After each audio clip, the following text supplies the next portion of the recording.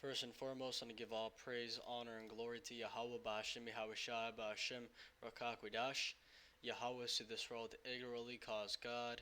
Yahushai is to this world ignorantly calls Jesus. Ba'ashem means in the name. Rakah means spirit, and Kodash means holy. And that's all in the Paleo Hebrew.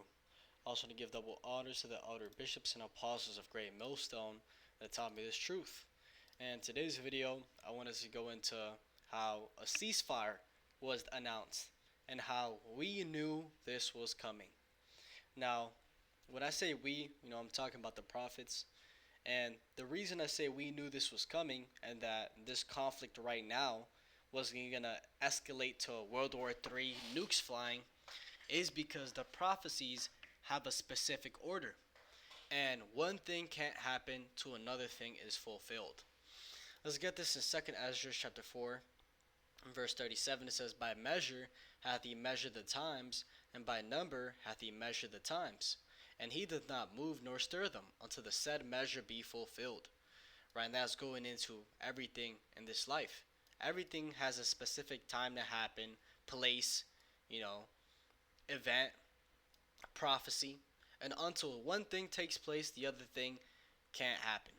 And in this context, the very simple explanation is World War III cannot happen until the mark of the beast, which is the chip, is made mandatory. And through that knowledge, that's why we knew a ceasefire or a de-escalation was coming. Now, this doesn't mean that war tensions are going to be in the air. We're still going to have that tension. It's just that tension is going to is going to remain as just that tension until the mark of the beast is made mandatory. So let's go into how we extrapolate that. This is Revelation chapter 14 and verse 6. It says, "And I saw another angel fly in the midst of heaven, having that everlasting gospel to preach unto them that dwell on the earth, and to every nation and kindred and tongue and people, saying with a loud voice, Fear God and give glory to him, for the hour of his judgment is come, and worship him that made heaven and earth and the sea and the fountains of waters. And there followed another angel, saying, Babylon is fallen, that great city, because she made all nations drink of the wine of the wrath of her fornication." Right, and Babylon is talking about America. This is talking about the fall of America.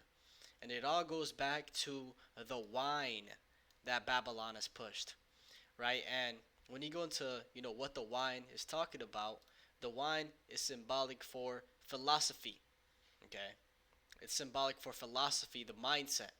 The philosophy of America is wickedness. It's do whatever you want. It's called Americanization, being westernized. And that mentality has been pushed out throughout all nations. And they're drunk off it, right? And that's the reason why this place has to be destroyed, because America is essentially a cancer. Once you start pushing, the mentality that is being, followed over here to the east, to other, nations, you realize how slowly but surely that nation starts becoming, immoral, wicked, and soon, that empire collapses. So, verse 9, it says, "And the third angel followed them, saying with a loud voice, If any man worship the beast and his image, and receive his mark in his forehead or in his hand, the same shall drink of the wine of the wrath of God, which is poured out without mixture into the cup of his indignation, and he shall be tormented with fire and brimstone in the presence of the holy angels and in the presence of the Lamb." And that's the point, is that the big judgment, which is talking about the nukes, okay, the judgment from the angels, the nukes, all that can't happen, okay, until those that receive the mark receive it. So that's the process of elimination, that you use, is nobody can be nuked, nobody can be destroyed until that mark is made mandatory. And the way it's looking is, everything is speeding up, towards that mark.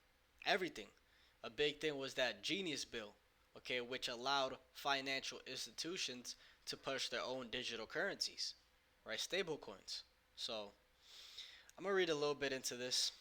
Trump announces Israel and Iran have agreed to ceasefire, ending 12-day war.